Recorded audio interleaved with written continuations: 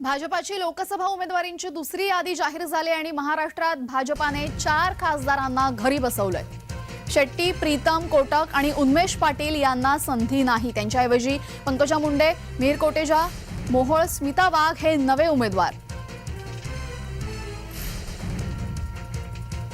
महाराष्ट्रात भाजपाने 4 खासदारांना घरी बसवलेलं आहे। शेट्टी, प्रीतम कोटक आणि उन्मेष पाटील यांना संधी नाही। पंकजा मुंडे या बीडमधून नवीन उमेदवार लोकसभेसाठी भाजपाच्या।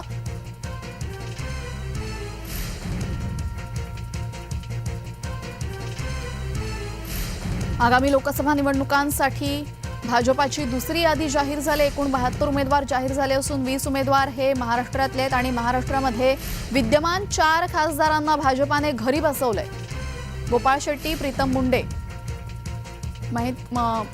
कोटक आणि उन्मेष पाटील या चौघांना संधी देण्यात आलेली नाही। त्यांचं तिकीट कापलेलं आहे। त्यांच्याऐवजी पंकजा मुंडे, मिहिर कोटेचा, मोहोळ आणि स्मिता वाघ हे नवे उमेदवार आहेत भाजपाचे।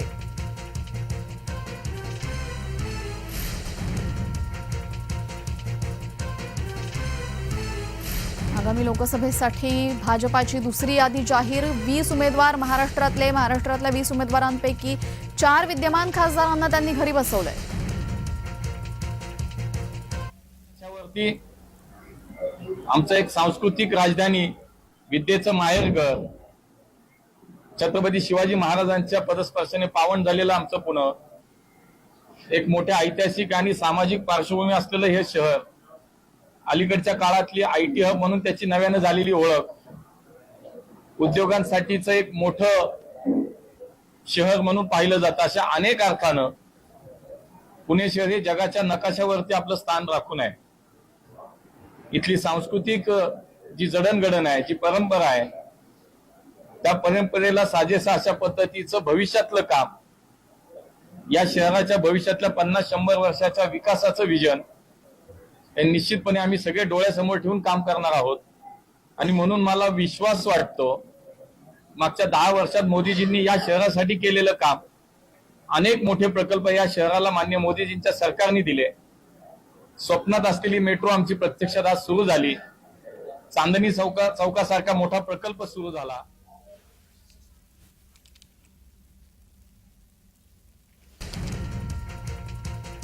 महाराष्ट्रात भाजपाने 4 खासदारांना घरी बसवलंय।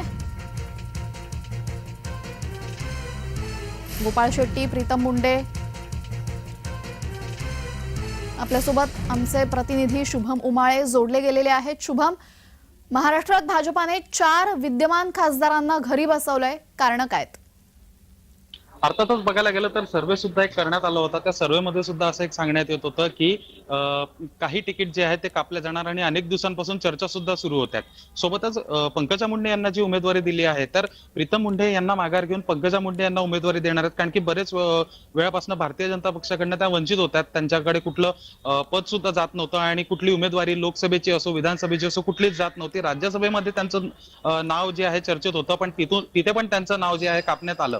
पण आता प्रीतम मुंडे यांना कुठेतरी बॅकफुटवर घेऊन पंकजा मुंडे यांना आता उमेदवारी देण्यात आली आहे आणि निश्चित आहे की ती जागा तिकडनं येणार आणि तेवढं त्यांचं महाराष्ट्र, त्यांच्या त्या मतदारसंघात नाही तर पूर्ण महाराष्ट्रामध्ये त्यांचं तसं पंकजा मुंडेंचं वर्चस्व दिसून येतं। सोबतच बघायला गेलं तर गोपाळ शेट्टी यांचं सुद्धा नाव कापलं आहे, तिथे पियुष गोयल यांना उमेदवारी देण्यात आलेली आहे। आणि अशाच पद्धतीने जे काही आहे महायुतीमध्ये अनेक नावं जी आहेत ती पिछाडीवर येताना दिसून येणार आहेत आणि सोबतच कार्यकर्त्यांमध्ये सुद्धा कुठेतरी नाराजी याबद्दल जी आहे ती व्यक्त होताना दिसून येणार आहे, प्रतिक्रिया उमटताना दिसून येणार आहेत। आता जे आहे पियुष गोयल आणि सोबतच उमेदवारी जाहीर करण्यात आली आहे, 20 नावं जी महाराष्ट्राची जी जाहीर झालेली आहेत, त्या अनुषंगाने बघायला गेलं तर अजून येणाऱ्या काळामध्ये जे आहे